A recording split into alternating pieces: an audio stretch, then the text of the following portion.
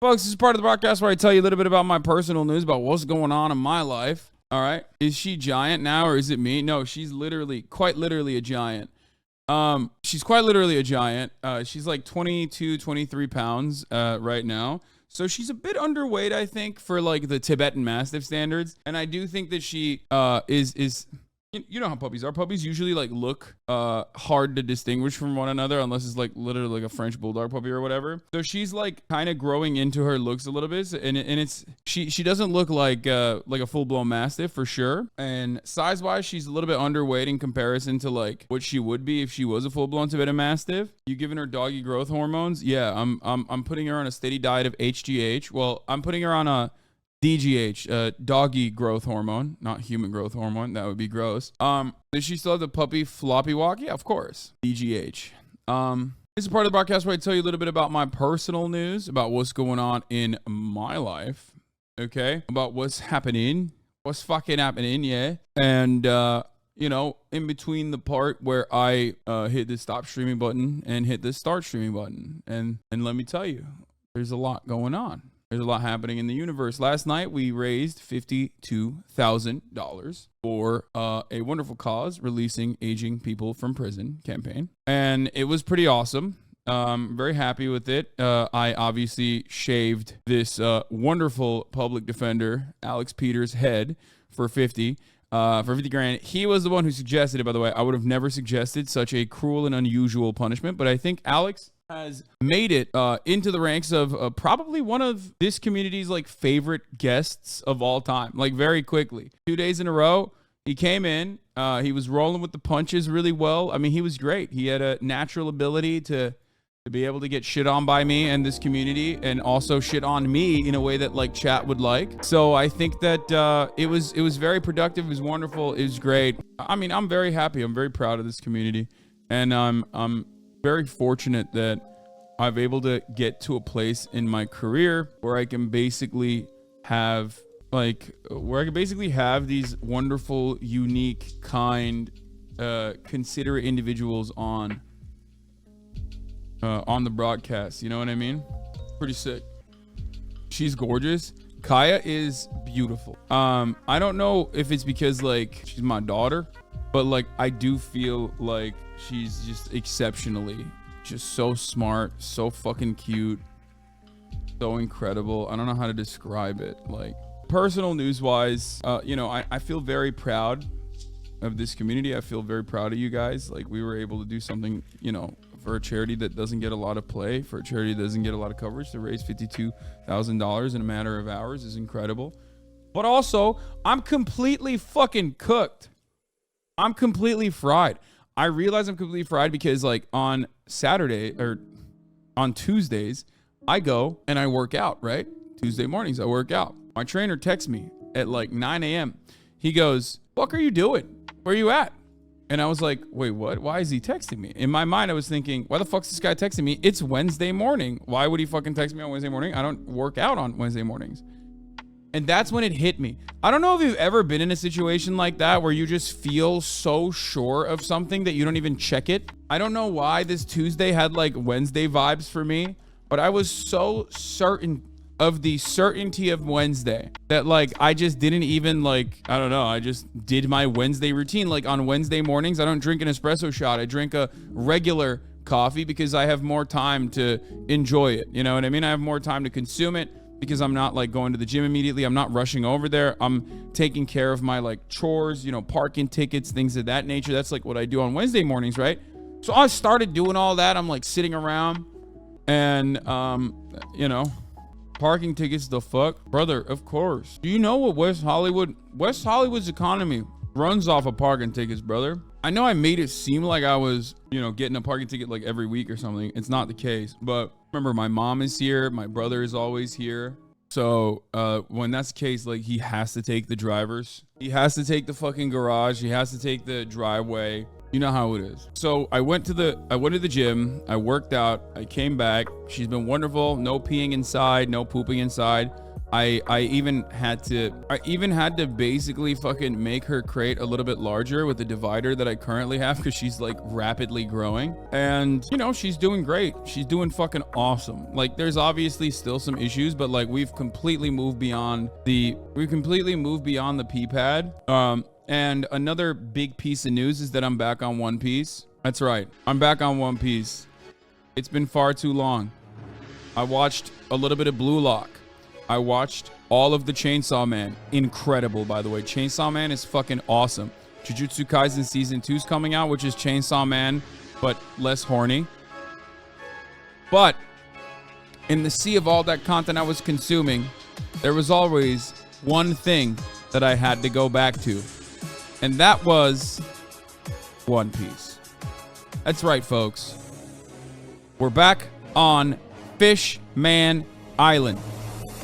Now, unfortunately, I will admit that post time skip, the pacing of the show is all over the place. It's a little bit out of whack. I don't know what the fuck's going on. It's a bit of a hard watch. Even though this is supposed to be my favorite arc, because it's an arc that revolves around racism. And I fucking love watching content with racism in it. And yet, for some reason, the pacing is so fucking off, dude. Oh my lord. I really do hope that like One Piece's entire time skip, like post time skip concepts are not as paced as horribly, because I'm a little bit terrified. It's a bit hard to watch. I hate the princess, the mermaid princess, the most annoying character. Again, fucking constantly crying, even though she's sexy. Jesus Christ, I hate that. I hate that fucking damsel in distress, like OP. Overboard, overpowered damsel in distress shit. And I will even say, I'll even go so far as to say something that maybe you guys are going to be upset at. Sanji's gimmick of like being like really horny and almost dying, kind of annoying. Like, I got it the first time, I got it the second time, I got it the third time. Don't try to make it like a pivotal subplot. What the fuck's happening? Why is that literally so much? It's just a gimmick. Horny old guys are a staple in anime, right? They always have the nosebleed, fucking, you know, they have the explosive nosebleeds, and like, that's like crazy. They're usually overpowered, they're crazy strong, but then as soon as they see some titties, they're like, ugh, right? Oro, nani? You know, the hentai old guy is like classic. Sanji is just like overboard on it. Like, I mean, it's crazy to me that he's just like constantly fucking, like, they have to find him blood, and then all of a sudden, like, you know, if he gets one more nosebleed, he's gonna die. Like, I'm not gonna ever be invested in that. Okay, I'm never gonna be invested in that. Like, as a haha funny on the background once or twice, that's fine.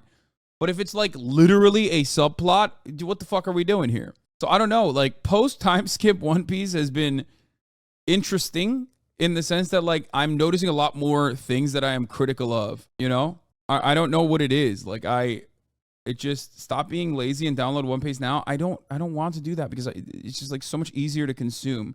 You're going through one of the low points now, it gets better. Thriller Bark was a low point. This is like, but I still, you know, blasted through Thriller Bark. I don't know. It's just like, it's a bit frustrating to see. And, you know, when you're watching a lot of new anime as well, that like has been forced to cut out the fat, to trim the fat, and is like so fucking beautifully drawn and like so quick with the beats.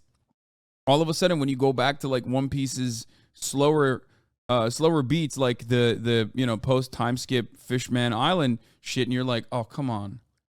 Like, come on, move past it. Folks, am I a quitter? Abso-fucking-lutely not. I will keep pushing forward, because I believe that the One Piece is real. I believe in the power of friendship and adventure, and a group of terrorists that will inevitably take down the one world government. That's what I believe in. Especially because in the back of my mind, I'm always thinking, what are the revolutionaries up to? What are the homosexual Marxists, the queer, transgender-led Marxist, proletarian JD Pond? What are they doing? What the fuck are they doing? What are they up to in the periphery? I always think. One day, we will find out. So that's what keeps me going in many ways. And I also trust in Oda. I trust the process. Maybe I'm a bit of a cultist in that regard.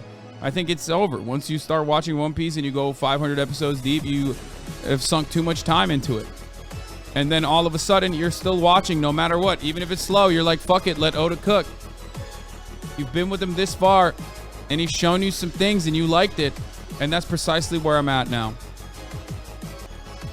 But I do hope that it gets, like, a little bit more fun. Because the Fishman Island politics is, like, it's supposed to be really good politics, but it's been so, the pacing has been so slow that I can't even focus on the fucking politics of it.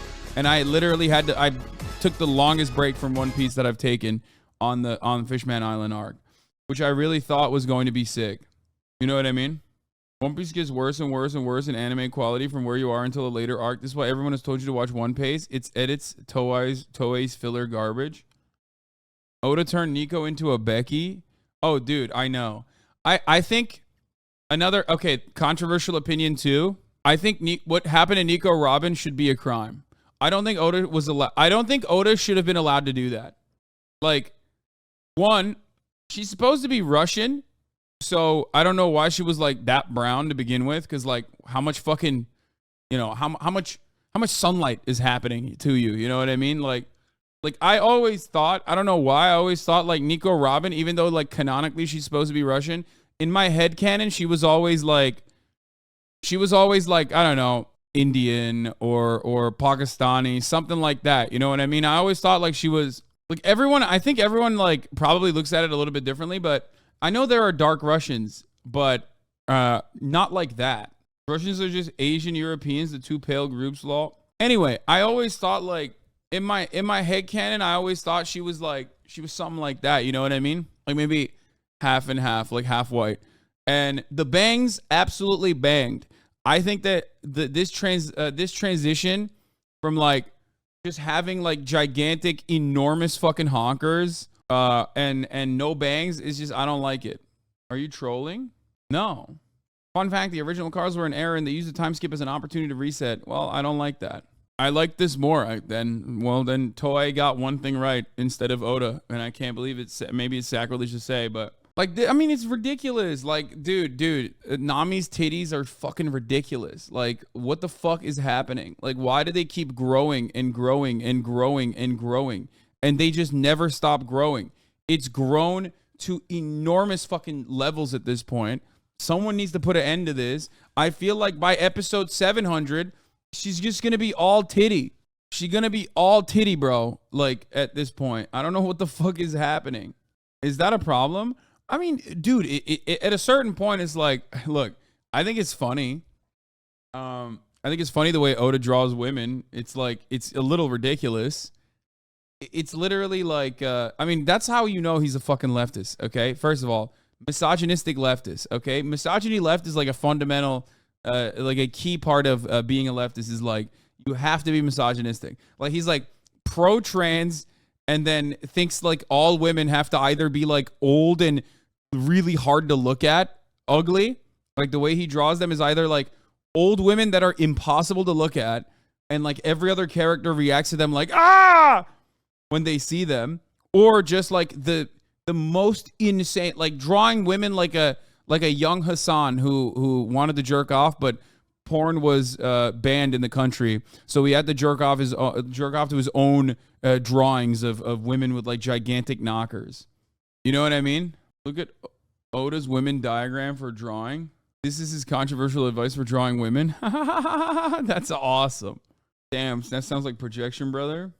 Anyway, I have not finished Fishman yet, but I'm excited to finally. I want to get a move on in this. I haven't felt this way since Skypiea, where I was like, come on. Because at least like Thriller Bark was kind of a mid-ass arc, but it was like not that long. You know what I mean?